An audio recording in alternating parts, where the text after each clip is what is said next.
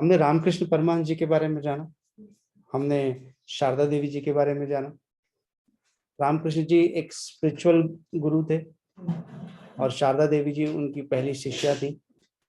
पर उनके अलावा उनके जो प्रमुख शिष्य हुए उसमें सबसे बड़ा एक जो नाम आता है वो है नरेंद्र नाथ दत्ता का। और नरेंद्र नाथ दत्ता आगे चल करके स्वामी विवेकानंद बनते हैं।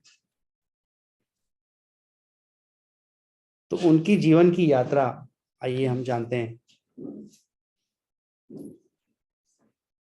नरेंद्र नाथ दत्ता जी का जन्म हुआ 12 जनवरी 1863 में। He was born January 12th, 1863.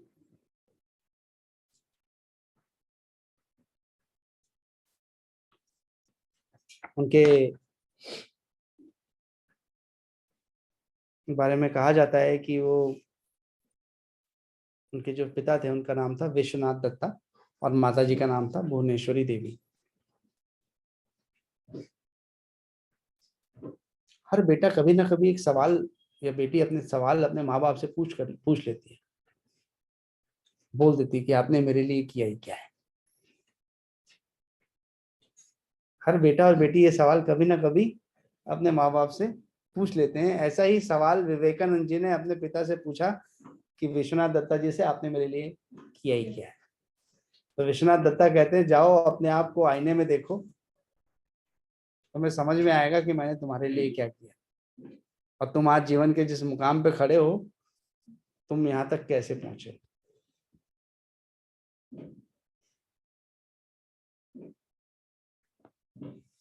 तो वो बात उनको ऐसी उनके मन में आ गई कि उनको लगा कि नहीं, मुझे अपने जीवन में अपने दम पे कुछ करके दिखाना है। तो उनका भी बचपन से जो शौक था वो मेडिटेशन में था। वो अपने दोस्तों के साथ बैठ करके मेडिटेशन करते थे, मजाक वाला। अब उन्हें छोटे बच्चे क्या मेडिटेशन करेंगे। तो बचपन में वो खेल खेल में मेडिटेशन किया करते थे। तो उस जगह पे एक कोबरा सर्प आ गया, सारे बच्चे बाहर,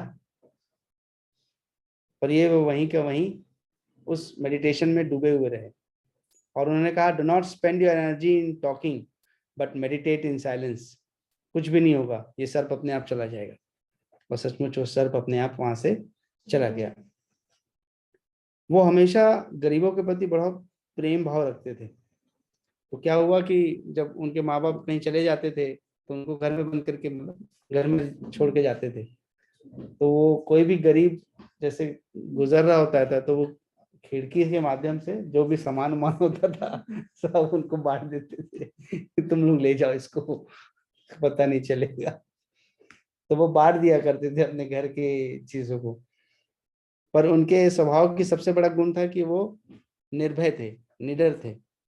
वो हमेशा, एक बार दोस्तों ने लोग खेल रहे थे एक पेड़ के नीचे, तो एक व्यक्ति वहां आए, बोले उनको वहां पर कुछ काम रहा होगा, तो उन्होंने सबसे बोला यहाँ से भाग जाओ, यहाँ पर भूत रहते हैं। तो सारे दोस्त फिर भागे। पहले सर्प देख के भागे थे, अब भूत सुन करके भागे। पर ये नहीं भागे और उनको पकड़ के लाए, बोले इधर आओ, अगर भूत होता तो अभी तक हम लोग को कुछ ना कुछ कर दिया होता है, यहाँ कोई भूत नहीं है करके। तो फियरलेस थे। उनका एक नारा जो सबसे प्रमुख फेमस है कि arise awake and stop not till the goal is reached. उठो जागो और तब तक मत रुको जब तक लक्ष्य की प्राप्ति ना हो। और Narendra Nath ji was very particular about physical exercise, so he was very strong. He used to practice exercise every day. एक बार एक ब्रिटिश सेलर जो है वो कुछ लड़कों के साथ मिलकर के एक हैवी पोल को लिफ्ट कर रहा था। तो वो सडनली स्लिप हो गया पोल, और उससे वो सेलर को लगा। तो सब लोग भागे, पर ये फिर उन्होंने बहादुरी दिखाते हुए उस घायल सेलर को, कैप्टन को का उपचार करने में मदद की। उनका बैंडेज करवाया और उनको डॉक्टर के पास तक ले गया। बाकी सब भाग गए थे, सिर्फ यही थे जिन्होंने उनको डॉक्टर के पास ले जाकर के उनकी चिकित्सा कराई। वो कह रहे हैं कि he said what we want is vigor in the blood, strength in the nerves, iron muscles and nerves of steel, not softening namby pamby ideas. बोले हमारे अंदर, हमारे खून में जोश होना चाहिए, हमारी नसों में शक्ति होनी चाहिए, लोहा फौलाद के समान हमें बनना होगा। अब इन्होंने बहुत सारी इनके साथ विषय ये था कि इन्होंने बहुत गहरा अध्ययन किया, ये नॉलेज में परिपूर्ण थे। अभी अभी तक हम जिन दो लोगों से मिले थे, रामकृष्ण जी और हाँ, वो लोग ज्यादा पढ़े लिखे नहीं थे, उन्होंने कुछ याद नहीं पाते। इन्होंने पढ़ाई की साइंस, इन्होंने पढ़ाई किया हिस्ट्री, इन्होंने पढ़ाई किया साइकोलॉजी, इन्होंने पढ़ा इंडियन एंड वेस्टर्न फिलोसफी, इन्होंने ज्योग्राफी, आर्ट, म्यूजिक, सभी तरह की लैंग्वेजेस इन्होंने अध्ययन किया। और प्रोफेसर राइट ने जब उनको वर्ल्ड पार्लियामेंट ऑफ शिकागो में उनका इंट्रोडक्शन करवाया, शिकागो में जब वो गए थे, वो बहुत ही फेमस है वो, तो जब उनका इंट्रोडक्शन कराया तो वो क्या कहते हैं कि here is a man more learn than all our learn professors put together. Here is a man more learn than all our learn professor put together. मतलब हमारे यहाँ के जितने प्रोफेसर्स हैं उनके पास जो ज्ञान होगा, ये अकेला उस व्यक्ति का उनसे ज्यादा है। तो इतना ज्ञान लेकर के ये व्यक्ति यहाँ हमारे बीच में आया है। अब नरेंद्र नाथ जी की पहली मुलाकात रामकृष्ण जी से हुई, उस मंदिर में ही हुई, और वहां पर वो उनके भजन से मंत्रमुग्ध हो गए। तो रामकृष्ण जी की पहली पावर क्या थी? गायन शक्ति, भजन गाने की शक्ति। वैसे वो इतने मंत्रमुग्ध हो गए तो वो उनके पास फिर बार बार जाने लगे, और उनको ऐसा एहसास हुआ कि मुझे इन्हें अपने गुरु के रूप में स्वीकार करना चाहिए। पर जब रामकृष्ण जी को देखा, उनके हाव भाव को देखा, तो ये बोले बहुत ढोंगी टाइप के आदमी लग रहे हैं, इनसे दूर रहना चाहिए। अब ये रहे पूरे प्रमाण पर कार्य करने वाले, क्योंकि ज्यादा शिक्षा प्राप्त थी, वेल एजुकेटेड थे, तो ये कोई कुछ भी बोले तो ना माने, तो इनको हर चीज में प्रमाण चाहिए। तो वो उनके पास गए और पूछते हैं कि आपने भगवान को देखा है? तो रामकृष्ण जी कहते हैं हाँ भाई, जैसे मैं तुमको देख रहा हूँ वैसे ही मैंने भगवान को देखा है। बोलते कहाँ, आप ही मुझे बुद्धू बनाने में लगे हो। तो फिर वो उनके सिर पर हाथ रखते हैं, और जब वो सिर पर हाथ रखते हैं तब उनको पूरा विश्व घूमता हुआ नजर आता है, और पहली बार उनको अनुभूति होती है कि ईश्वरीय शक्ति भी कुछ होती है। एक मैग्नेटिज्म उनके अंदर उनको अनुभव होता है। पर ये क्या कहते हैं कि मैं आपके को गुरु स्वीकार करने के लिए तैयार हूं, पर मैं भगवान को नहीं मानूंगा। भगवान को मैं मानूंगा ही नहीं, आपको मानना है आप मानो। तो कुछ ऐसी परिस्थिति उनके जीवन में आई कि उनका परिवार बहुत दुख तकलीफ से गुजर रहा था। तो उन्होंने रामकृष्ण जी से कहा कि मेरा परिवार बहुत दुख और तकलीफ से गुजर रहा है, आप मेरे बदले ईश्वर से प्रार्थना कर दीजिए, अगर आप ईश्वर को मानते हैं तो। मैं तो नहीं मानता। तब रामकृष्ण जी कहते हैं भैया आपको खुद को ही करना पड़ेगा। तब वो पहली बार वो काली देवी से मिलते हैं, और जब उनकी नजर उस इमेज पे पड़ती है तो मानो उनको ऐसा लगता है कि साक्षात देवी वहां है, और वो उन्हें मार्गदर्शित कर रही है कि उनको अपने जीवन में क्या करना चाहिए। और उसके बाद से फिर वो काली माँ के भक्त बन जाते हैं। मतलब पहले एथीस्ट और बाद में काली माँ के भक्त बनते हैं रामकृष्ण जी के प्रभाव से। अब उन्होंने वेदांत को पढ़ा होता है। वेदांत में नॉन डुअलिटी की बात की गई है, डुअलिटी नहीं है, द्वंद्व नहीं है। तो रामकृष्ण ने जी के साथ ऐसा होता है कि उनकी मृत्यु के कुछ समय पहले वो सबको बुलाते हैं और सबको भगवा वस्त्र देते हैं और रुद्राक्ष की मालाएं देते हैं, और उनको कहते हैं कि अब हम सभी कुछ समय तक इसी वस्त्र में रहेंगे। और वो नरेंद्र नाथ को अपनी शक्तियां देते हुए जाते हैं। पहली शक्तियां देते हैं वो शारदा देवी जी को, और फिर देते हैं Narendra, today I give you all my powers, by these powers you will accomplish great things in the world. Narendra, आज तुम्हें मैं अपनी सारी शक्तियां दे रहा हूं, उससे तुम इस विश्व के कोने कोने में जाकर के बहुत कार्य कर पाएंगे। और वैसा ही हुआ। बाद में रामकृष्ण जी ने नरेंद्र नाथ का नाम रखा स्वामी विवेकानंद। अब समय बीतता चला गया।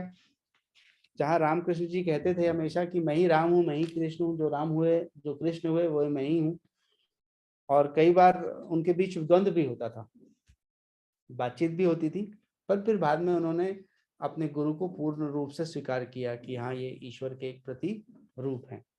अब जब रामकृष्ण जी की मृत्यु हुई 16 अगस्त 1886 को, तो पूरी जिम्मेदारी आ गई इनके ऊपर, क्योंकि ये बहुत ही डायनामिक पर्सनालिटी थे। तो वहां पर एक मठ है, बारानगर मठ, तो वो लोग क्या करते थे, सुबह उठते थे, सुबह उठ करके प्रतिदिन ध्यान करते थे, सुबह से शाम तक यही प्रक्रिया चलती थी।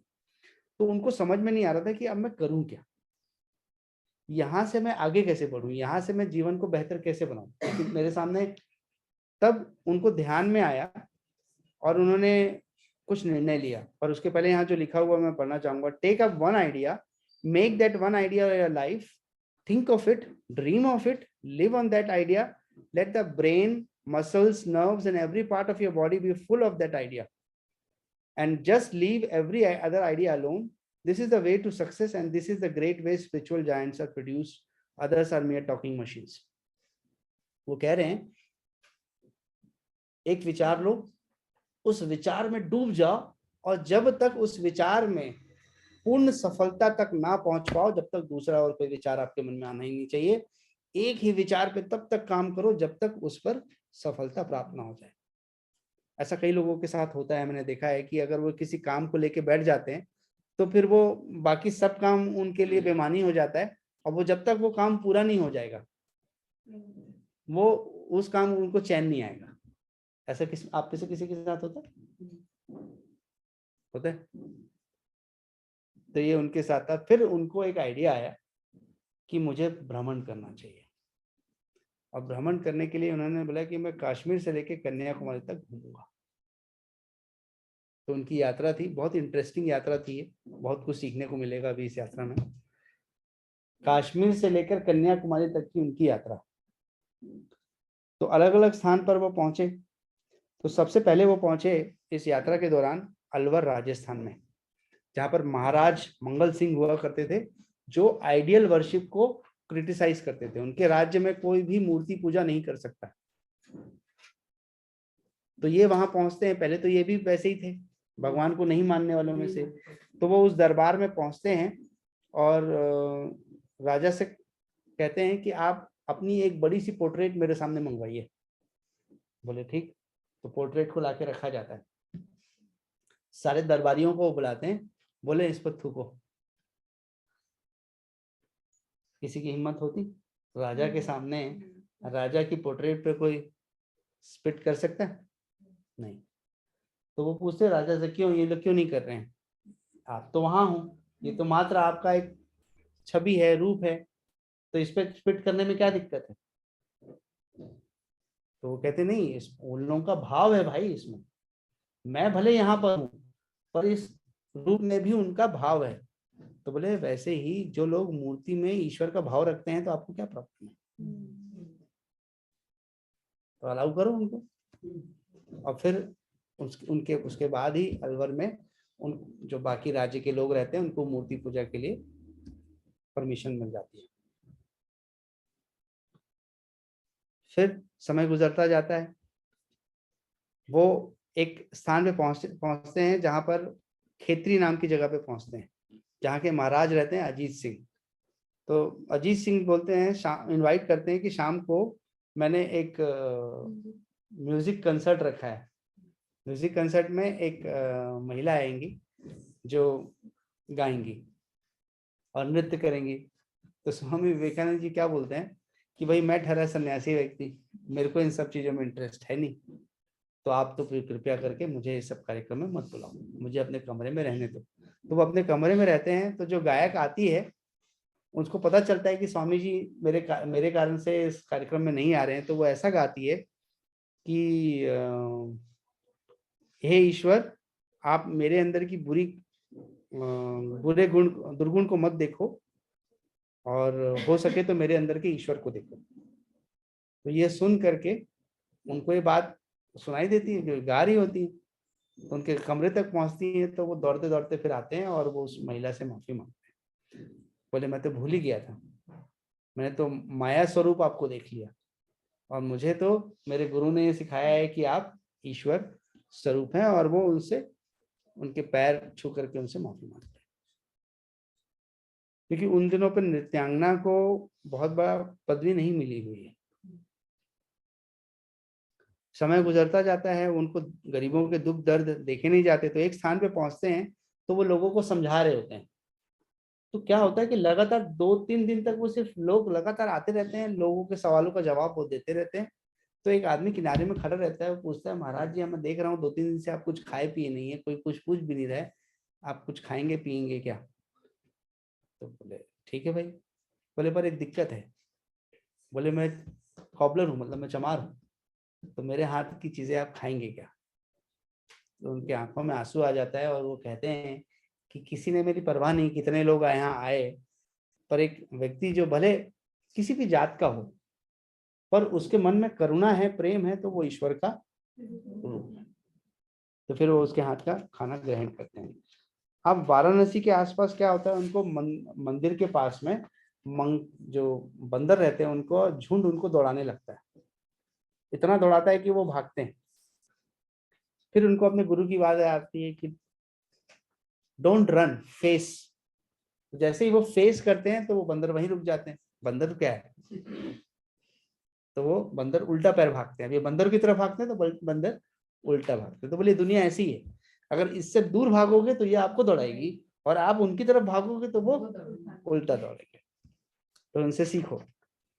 फिर अब इनकी यात्रा चली रही थी, तो एक जगह पे उनके पास पैसे तो होते नहीं थे, इधर का उधर उधर का इधर, जहां जिससे जो मिल जाए, जिससे जो सहयोग मिल जाए, उससे वो यात्रा कर लेते थे। तो एक स्थान पर रेलवे स्टेशन के पास तरी घाट नाम के स्टेशन पर वो भूखे पैसे बैठे हुए थे। तो एक बिजनेसमैन वहीं पर अपना बोरिया बिस्तर बिछा करके बढ़िया मस्त अपना टिफिन खोलता है और बढ़िया अच्छा अच्छा खाना खाते हुए बोलता है, इन लोगों का जीवन वेस्ट है बोले, न इनके पास न खाने को है ना कुछ है, और देखो मैं कैसे अच्छा सुखद जीवन जी रहा हूँ। ऐसा बोलता ही है कि थोड़ी देर बाद उस तरी घाट स्टेशन पे एक गाड़ी आके रुकती है, मोटर गाड़ी। उन दिनों मोटर गाड़ी मतलब बड़ी बात है। तो मोटर गाड़ी से एक सज्जन उतरते हैं, बोलते हैं मेरे रात भगवान ने मेरे स्वप्न में आकर के कहा कि स्टेशन पे जाकर के कोई भी संत जैसा व्यक्ति दिखे तो उनको जाके खाना खिलाओ। तो वो गरम गरम खाना ला करके पूरी से लेकर के सब चीज उसके सामने रखते हैं। अब ये जो व्यक्ति वहां बैठा रहता है उसका ऐसा चेहरा देखने लायक रहता है।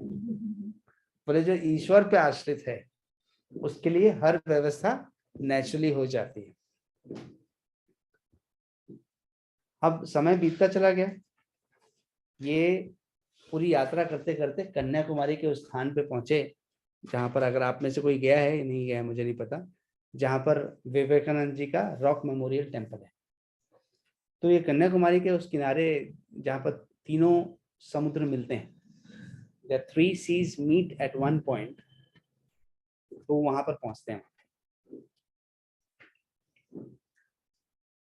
तो वहां से जो पत्थर रहता है वो तैर करके वहां तक जाते हैं। उस मंदिर को आप लोगों ने देखा नहीं है तो आज जाकर के गूगल पे 360 डिग्री व्यू में आप देख सकते हैं, आपको पूरा मंदिर के अंदर तक जाने का मौका मिलेगा। गूगल 360 डिग्री व्यू में विवेकानंद रॉक मेमोरियल टेम्पल, बहुत ही बड़ा टेम्पल है और वहां पर रेगुलर मेडिटेशन होता है। अगर आपके बुक में देखा जाए तो बुक में ये समुद्र के बीचों बीच है, ये समुद्र के बीच में है, ये समुद्र के बीच में है, और ये किनारे से लेकर के उस पत्थर तक तैर के जाते हैं। अब तो आपको अगर जाना है तो कन्याकुमारी के उस घाट तक पहुंचना होगा, वहां से रेगुलर शिप्स जाती हैं जो यहाँ तक पहुंच जाती हैं। ये बेसिकली एक पिलग्रिमेज सेंटर है, एक पिलग्रिमेज सेंटर है यहाँ पर।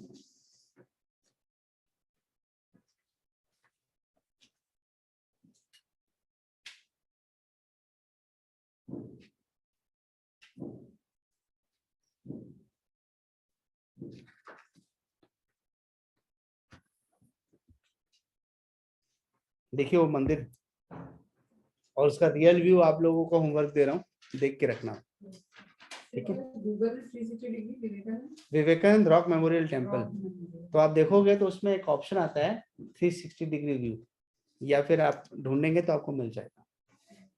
ठीक है, उस वेबसाइट पे चले जाइएगा, तो वहां पर भी आपको पूरा अंदर तक पूरा ट्रैक है, वॉकिंग ट्रैक जैसा है, तो आपको देखने का मौका मिलेगा कि कैसा दिखता है वो। ठीक है, अब उस जगह पे बैठकर उन्होंने 3 दिन तक मेडिटेशन किया, और इसलिए आज उस स्थान को विवेकानंद रॉक मेमोरियल टेम्पल के रूप में बनाया गया, जो कि अद्भुत जगह है। वहां पर आप जाने से अंदर में प्रॉपर जिस जगह पे वो बैठ के उन्होंने मेडिटेशन किया था, वहां पर अभी एक मेडिटेशन का बड़ा सा रूम बना है, वहां बैठ करके सागर के लहरों के बीच में बैठ करके मेडिटेशन करके देखिए। तब उन्होंने वहां से निर्णय लिया कि अब मुझे क्या करना है। उन्होंने सारी समस्याएं ढूंढ निकाली, कश्मीर से लेकर कन्याकुमारी तक यात्रा करते समय उन्होंने पूरे भारत में जो मौजूद समस्या थी उनको ढूंढ लिया। अब वो चाहते थे कि इसका निराकरण हो, तो उनको समझ में आया कि हमें चाहिए पैसा, और पैसा हमारे भारत में से तो चला गया है, तो हमें लाना पड़ेगा धन, और धन लाने के लिए मुझे जाना पड़ेगा यहाँ से बाहर, क्योंकि जब तक मैं उन लोगों को प्रभावित नहीं करूंगा मैं यहाँ पर धन नहीं आ सकता। और तब वो निर्णय लेते हैं कि मुझे शिकागो को जाना है, और वो कैसे करके बड़ी मुश्किलों से वहां तक पहुंचते हैं। कई रात वो सर्दियों की, ऐसी ही सर्दियों की रात को बेंच पे सो के गुजारते हैं, और किसी व्यक्ति के माध्यम से वो जैसे तैसे उस पार्लियामेंट में होने वाले कॉन्फ्रेंस तक वो पहुंचते हैं, और वहां पर उनका बोलने का उनको मौका मिलता है। तो उनको बोलने का मौका मिलता है, सिर्फ 2 मिनट के लिए आपको दिया जा रहा है, 2 मिनट से ज्यादा आप नहीं बोल पाएंगे।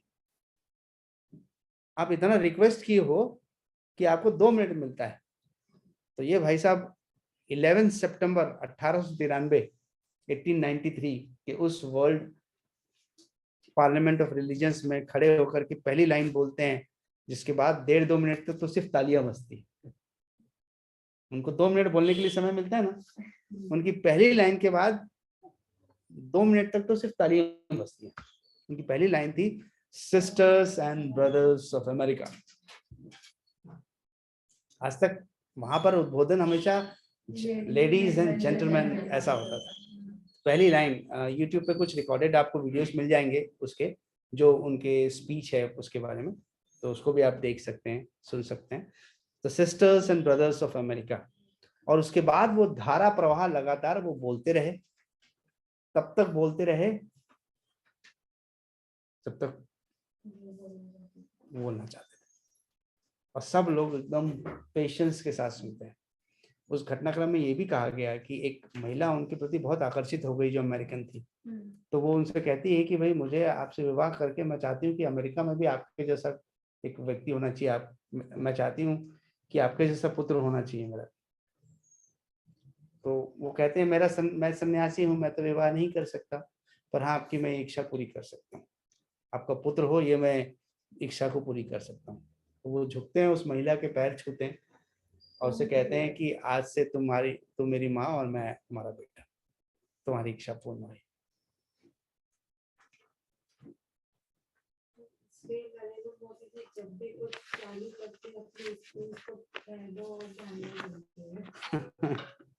जी, तो इसलिए उन्होंने वहां गए, और उसके बाद वो बहुत ही लोगों की नजरों में आए। उनके उस उद्धरण के बाद दुनिया उनको जानने लगी, पहचानने लगी, सभी बड़े बड़े न्यूज़पेपर्स में उनकी वो फोटो छपी। उसके बाद वो एक वर्ल्ड नोन फिगर बन गए, हाईलाइट हो गए। एक छोटी सी घटना के बाद वो बहुत हाईलाइट हो गए। वो जे.एन. टाटा से भी मिले जब वो वापस आ रहे थे एक शिप से, तो वो कहते हैं कि भारत में ना सबसे महंगी मिलती है मैच स्टिक्स। तो वो उन्होंने जे.एन. टाटा से निवेदन किया कि आपको मैच स्टिक्स यहीं रायपुर में बनानी, मतलब भारत में बनानी है रायपुर में बनानी है, भारत में बनानी है, क्योंकि ये हमको खरीदनी पड़ती है, और खाना बनाने के लिए सबसे जरूरी है मैच स्टिक्स। तो फिर जे.एन. टाटा ने बाद में फिर मैच स्टिक्स की इंडस्ट्रीज लॉन्च की और नमक का कारोबार भी शुरू किया। तो इस तरह से वो सनातन धर्म के पालन करता थे। और सबसे अच्छी बात है कि जो जमीन जिस पे बेलूर मठ, जो कि हावड़ा के ठीक पास में है, गंगा के किनारे, तो उन्होंने बेलूर मठ पे 9 दिसंबर 1898 में जमीन खरीदी, जो आज के युग में रामकृष्ण मिशन का सबसे बड़ा आश्रम है, सबसे बड़ा आश्रम है और बहुत बड़ा आश्रम है। मतलब आप कलकत्ता में हावड़ा में उस स्थान को देख करके मंत्रमुग्ध रह जाएंगे, इतनी सुंदर जगह, इतने सुंदरता से 50 से 60 एकड़ में ज्यादा एकड़ में उसको डेवलप किया गया। और वह मंदिर कंप्लीट हुआ 14 जनवरी 1938 में। शुरू कब हुआ? 1898 में, और खत्म कब हुआ? 1938 में। मतलब 40 साल लग गए उसको पूरा होने में। और ये रामकृष्ण जी के पर ये मंदिर की घोषणा हुई। आज 160 से ज्यादा देशों में रामकृष्ण परमहंस जी के द्वारा स्थापित ये मिशन आश्रम काम करते हैं। सोचिए, एक छोटा सा व्यक्ति आज पूरे ऑल ओवर वर्ल्ड में है। और जो विवेकानंद आश्रम में जाइए, वहां जाकर के आपको लगेगा ये भी बहुत बड़ा है। यहाँ पर भी विवेकानंद आश्रम के अंदर नहीं गए होंगे आप? आश्रम तो सुना है ना आपने? तो उस आश्रम को विवेकानंद आश्रम रामकृष्ण मिशन कहा जाता है। उसके अंदर जाएंगे जब, तो वहां पर उस मंदिर में जाकर के बैठिए, ग्रुप में जाइए और थोड़ी देर वहां ध्यान करके देखिए। 6 साढ़े 6 के आसपास उन्होंने एक लाइन कही कि दरिद्र देवो भवा, मूर्ख देवो भवा। तो बोले गरीब व्यक्ति और जो अज्ञानी है, बोले वही ईश्वर है। हमें उन्हीं की सेवा करनी चाहिए, उन्हीं की सेवा करनी चाहिए। और फिर वो दिन भी आया जिस दिन उन्होंने अपना शरीर त्याग दिया। वो था 4 जुलाई 1902। पर जाने से पहले वो इतना काम कर गए जो पूरे विश्व के लिए एक पहचान बन गया। अब आप अपनी बुक में एक एम्बलम देखेंगे जो कि रामकृष्ण मिशन का एम्बलम है। तो उसमें आप देखिए उस एम्बलम को, तो उसमें गौर से देखिए तो क्या क्या चीजें उसमें दिखाई देंगी। चलिए, इसमें देख रहे हैं अपन सबसे पहले द वेवी वाटर्स। ये वाटर जो है अंदर उस एम्बलम में, वो है कर्म का प्रतीक, कि हर व्यक्ति को नियमित अपना कर्म करना चाहिए। ठीक है। फिर उसमें कमल का फूल जो दिखाई दे रहा है वो भक्ति का प्रतीक है, प्रेम और भक्ति का प्रतीक है। जो सूर्य दिखाई दिया वो ज्ञान का प्रतीक है। ठीक है। और जो चारों तरफ सर्प दिखाई दे रहा है वह जागृत कुंडलिनी है, जिसके बारे में हमने पढ़ा था, वो जागृत कुंडलिनी है। और जो अंदर में आप हंस देख रहे हैं, स्वयं देख रहे हैं, वो परमात्मा है। तो वो कह रहे हैं कि जब हम कर्म, ज्ञान और भक्ति, इन दोनों को एक साथ समाहित कर लेंगे तो हमें परमेश्वर का, ईश्वर का दर्शन हो जाएगा। तो ये है स्वामी विवेकानंद जी की जीवन की गाथा।